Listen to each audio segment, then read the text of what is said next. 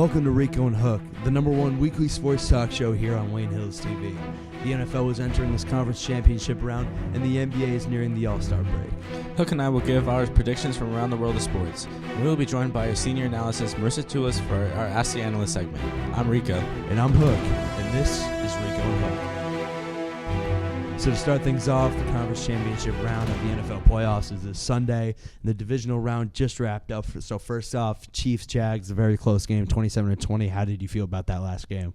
Well, I thought the Jaguars eventually had to come back at some point after Mahomes did go down with the unfortunate ankle injury, but it was pretty much no surprise to me that he was going to come back in that game and win it. It does seem like he wants to make that push for the Super Bowl. Obviously, that's what everybody wants in the final four teams right now.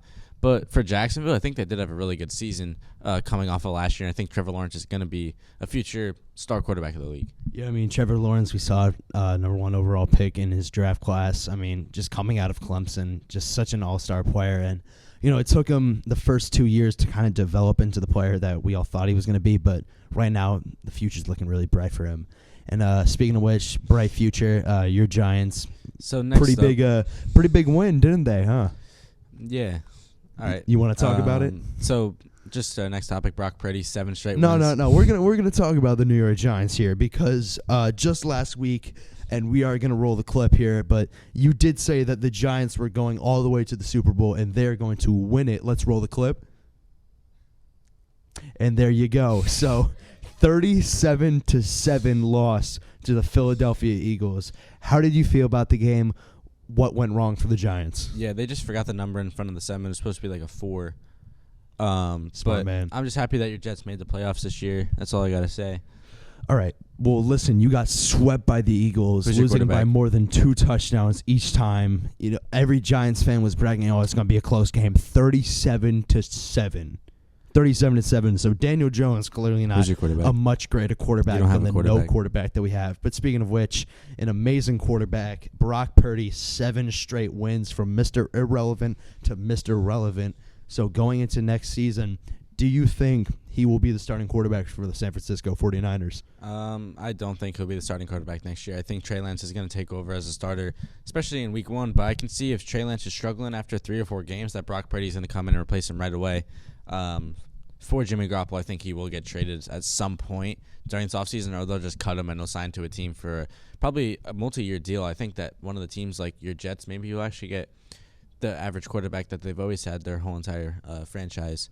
I think Jimmy G's a good option for the Jets. So I'm just going to move past you dissing the Jets there because both our favorite teams are losers. But I disagree. I think Brock Purdy can be the opening week starter for the San Francisco 49ers next year. Trey Lance hasn't proven much the first 2 seasons. I agree that Jimmy Garoppolo will most likely get traded or cut this offseason. But, with Trey Lance, you never know. And Brock Purdy, 7 straight wins. If he can win this conference championship round game, if he can lead his team to the Super Bowl and maybe even win the Super Bowl, it's not off the table. He would 100% be the starting quarterback in opening week. So that'll wrap things up for our NFL segment. Don't go anywhere. The NBA season is nearing the All-Star break, and both conferences are getting more and more competitive by the week. This and more on the NBA when we come back. Welcome back. The NBA season is nearing its halfway point, and the Knicks have 4 L's in a row. And the All-Star break is just about less than a month away. So your Knicks lost 125-116. You got Julian Randle, R.J. Barrett having, decent games, but you guys still somehow lose. I just don't see how it happens. So that's 4 in a row right now. Still getting the disrespect for my Jets and my Knicks. But, Julius Randle, a great game. Maybe just switch teams. Yeah, I probably should at this point. 23 points, 19 rebounds, 8 assists for Julius Randle. Just such an amazing night. We've seen, him resurge compared to last year with, his playing ability. He's been averaging over 15 rebounds a game these last 10 games. So, he's been doing a great job overall. But, once again, a 125-116 loss to the Raptors. It was just very tough to take. I'm glad R.J. Barrett's kind of putting things together with his 30-point night. I'm glad Jalen Brunson is continuing to shine with his first year in the Knicks. But, it's just tough seeing this team that went on a 6-game winning streak just a month ago. Now 4 losses in a row. And, once again, it's just really tough. Yeah, for me, it's not surprising. You're the fan of the team, so anybody going on a losing streak is pretty normal. And then Jason Tatum had a big game, 34 points and 19 rebounds. Obviously, we had a little bit of an argument about that. I just don't see that being that good of a game. Well, I mean, for a guy that's 6'7", 19 rebounds is like Dennis Rodman type numbers. A guy that's looked at as the greatest rebounder of all time. 19 rebounds is pretty dang impressive. This is so why I don't know the NBA. I mean, 34 points, 19 rebounds. Jason Tatum continues to shine, a top 3 NBA MVP candidate, and something that happened pregame. Steph Curry has been talking a lot of trash on Boston after beating them in the finals last year. Said, "This is my town," when entering the TD Garden in Boston. And eventually, Warriors lost this game. Jason Tatum showed him who's boss. Just kind of silenced Steph Curry there. And now moving into keeping with the topic of Steph Curry, something that kind of rattled me a little bit a few days ago. Overtime Sports, the social media company, they asked the question, would you trade Steph Curry for the rights to the number 1 overall pick in Victor Wembanyama? Now, Victor Wembanyama is 7'4". They call him the 7'4" KD. You know, he's got Yao Ming's height and KD's skill set, but Steph Curry is the greatest point guard of all time. Now, I want to beg the question to you because, I mean, being 7'4", obviously injuries are going to be a bit of a problem down the line, more likely than not. Would you give up a star talent in Steph Curry, who's still one of the top players in the league right now, for a player that could be out of the league in 2 to 3 years, or it could be the greatest center of all time? Would you take that risk? No. You just can't take that risk, especially from the Warriors' standpoint, as they still have a chance to win another championship this year. I just don't. I think Steph Curry is gonna be good for at least another. What do you think? Like 3 to 4 more years. 100%. And yeah, and then Wembanyama being 7'4", obviously it's notorious for players that are that tall to break down after a while, and no matter what sport you play. So I do think it's more likely for have a guy like him who is that skinny but that tall to eventually break down. And I can see what you said, being out of the league in 2 to 3 years is much bigger chance, and I think it's too much of a risk to make that trade. I mean, like you said, their championship window is as big as it's ever been. I mean, Steph Curry just won his 4th championship last year. One more and he surpasses LeBron. And players like Wembanyama have, once again, dealt with injuries. Yao Ming was out of the league after 8 seasons. Kristaps Porzingis has dealt with leg injuries his entire career. So right now, 100% would not take the risk, especially for Steph Curry, who still at the age of 34 is at the top of his game.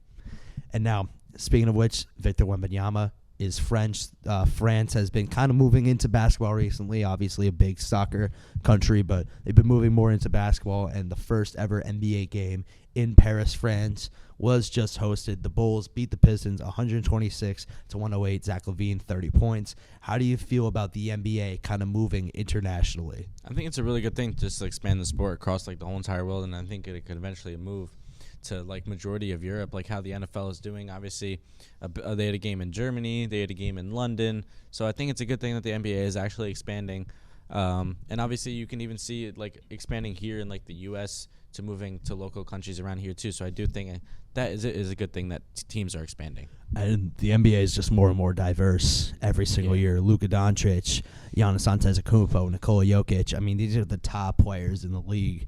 All international, all European players. So I just think it's great to move to a brand new demographic in a new continent. Yeah, I mean, I definitely agree with you that all these guys, especially they can go back to closer to home a couple times a year. I think it's definitely a good thing. So that just about wraps things up for this segment. And the NBA draft is in the summer. Hook, I know you're a big Duke basketball fan. Where do you think the two top basketball prospects are going? So, I mean, we got 3 most likely draft players that are going to go in this upcoming draft, them being Dariq Whitehead, Kyle Filipowski, and Derek Lively. I would love if Filipowski and Lively stayed, at least one of them, but it's just unlikely to happen. So right now, if I were to make my guess, Dariq Whitehead, where things stand, I still think he can move up the draft boards, but I have him at 17. Kyle Filipowski was just named ACC Freshman of the Week for the 3rd time this year. I have him going 21. And Derek Lively, who has just been, he's looking like a bust right now, so I'm not very happy with how he's been performing lately. I've got him at 45 out of 60 in this upcoming draft. Yeah, I think that just about does it for this segment on the NBA. Don't go anywhere. We'll bring our sports predictions segment when we come back. Welcome back. We changed, and it's time for our sports prediction segment. So first off, Scott Rowland just inducted into the Hall of Fame yesterday.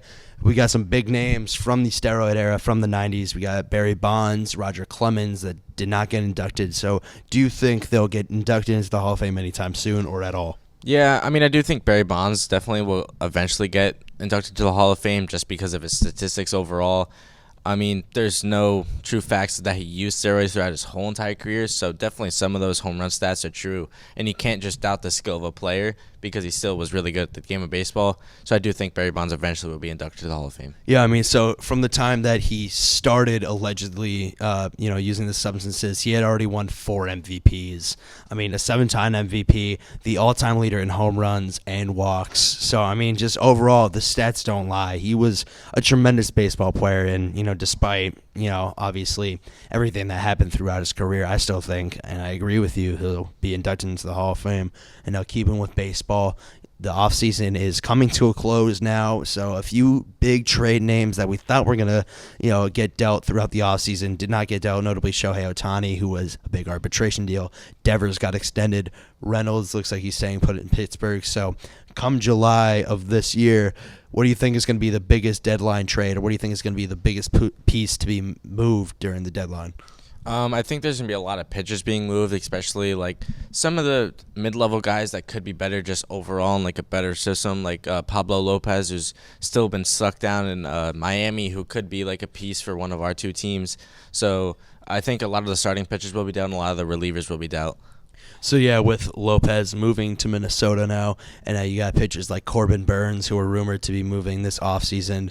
Yeah, I totally agree. The pitchers are really the big, stable. But I wouldn't be surprised if we see some outfielders like Brian Reynolds, like Jazz Chisholm, who recently moved from second base to center field. I could see him being a potential trade piece this trade deadline. So I totally agree. Right now, pitchers are, the hot commodity that a lot of teams are looking for.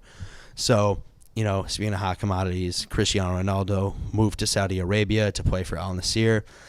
Al Nassr and Al Hilal, 2 Saudi Arabian teams, combined their squads to face off against Paris Saint-Germain, Lionel Messi's team. Paris Saint-Germain took the win here. Ronaldo had 2 goals, however, a 3-2 game.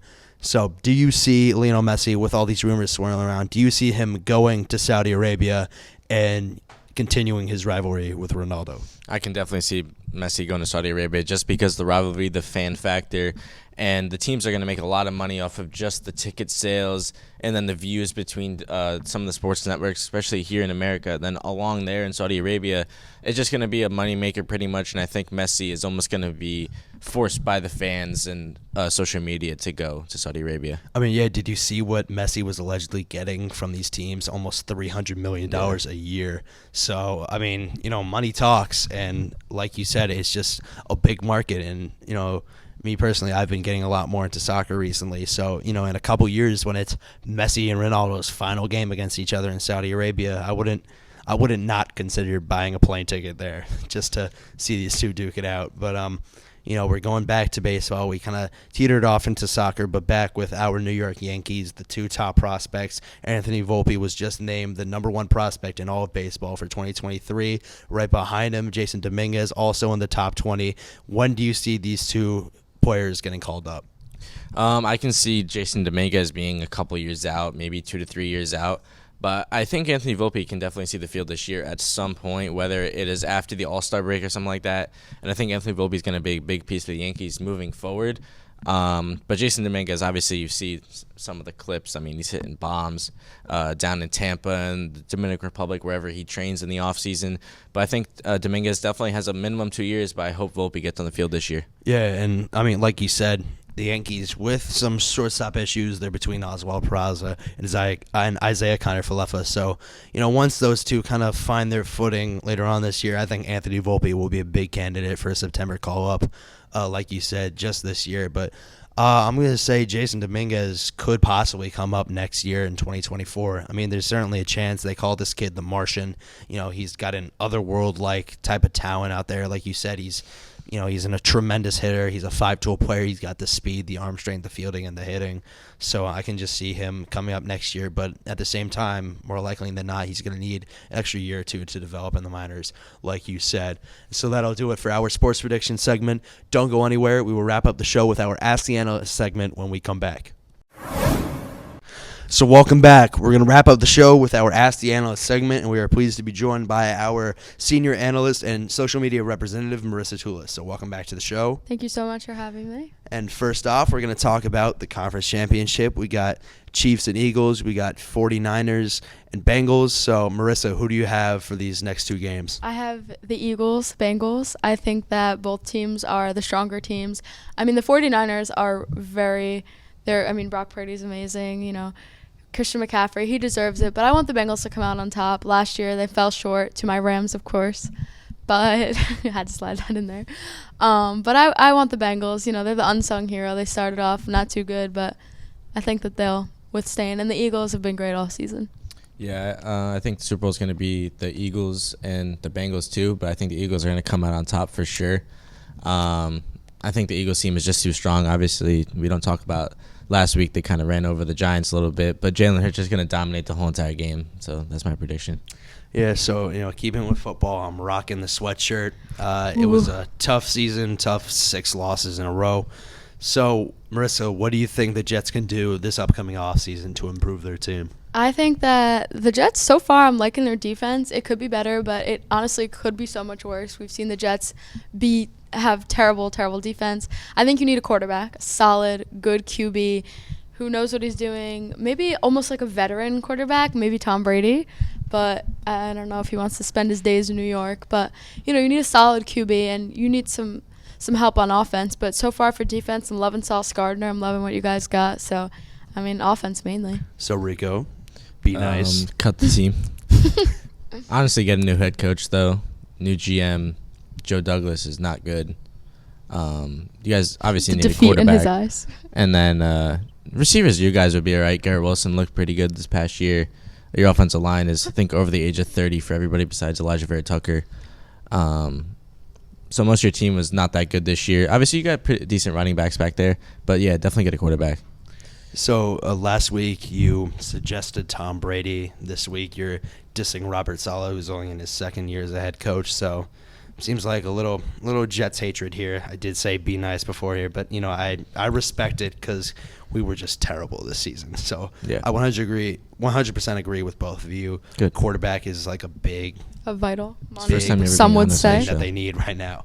So now moving into baseball, we're all Yankees fans up here on this stage. Big offseason, re-sign Judge, sign Carlos Rodon. So MArisa, A through F, what are you giving this offseason grade-wise? I think I'm going to go with a B-. Not terrible. Happy we got Judge, because if we didn't, I think the Yankees fans we would not be happy. And I think we could have done a lot better. I'm not going to lie to you. I would have liked to see them go out for a shortstop. I know we have 2 of the best prospects, but I don't think they're ready yet, and I don't think they'll be ready this year. And a shortstop in the Bronx is so important. We're the Yankees. We should have one of the best shortstops. It's simple. That's the way it would be. And I think our pitching rotation is solid. I'm not mad at it, but defensively, I'm mad at why we have 40 outfielders. I don't like that. I think it's unnecessary. I would have worked on our infield, but that's just me. I give us probably a C-. We got no rotation help. Obviously, we just signed Aaron Judge, and that was pretty much the only move of the offseason. So besides Carlos Rodon added to the rotation, we don't have a 5th starter because Frankie Montas out for the first month. They didn't establish that. We still need another good starting outfielder because I don't think Oswaldo Cabrera is ready to take that full-time starting job. And then the back end of our rotation is not that good. Obviously, we lost Aroldis Chapman in the offseason. Michael King is coming off of injury. So, yeah, I think the Yankees could have done a lot better, but they just didn't come through. Yeah, I totally agree with both of you. Some really big points that they got to consider going into this next one. They got players like Aaron Hicks in left field. They have he's got to go. They have kind of a weak infield as well with, like you said, no 5th starter. So I 100% agree with both of you. Me personally, I give it probably a B+. I'm a bit more optimistic about this team than the 2 of you. Yeah, but still, there were definitely some places where they could have improved this offseason. And now moving across town to Queens, New York, from the Bronx to Queens, who do you have as the better team going into the 2023 season, the Yankees or the Mets? Personally, I think the Mets are going to be the better team, but I think the Yankees will end up finishing better than them. But, I mean, the Mets, they're just taking every guy that they can, veteran or not. They love to they're stacked. Let's be real here. I mean, the Mets were a solid team last year, competing with teams like the Dodgers, the Padres. But, I think that the Mets are going to outshine us. They made some huge changes. They got some really good guys. And I hate to say it, but I think the Mets. Yeah, I agree. I mean, the Mets are going to start off good as they do every single year, top of their division, and then once you hit the All-Star break, everything starts going downhill. Yes. So I think the Yankees are going to make the playoffs, and the Mets won't, just like normal, as it goes every single year. But right now, going to the season, the Mets are the better team. I mean, once again, 100% agree on paper, and I think performance-wise they are going to be better. But Rico, I agree with you. I don't think they're going very far in the playoffs, especially with players like Verlander, who notoriously choke, and the New York Mets, who notoriously choke. It seems like a perfect fit for him. Yeah, their age is 35 plus. Yeah. It's going to be a tough season for the New York Mets, 100%. Yeah, so I think that's about wrap things up for our show. Tune in next week for our #1 weekly sports talk show in Wayne Hills. I'm MArisa. I'm Rico. And I'm Hook. And this has been Rico and Hook.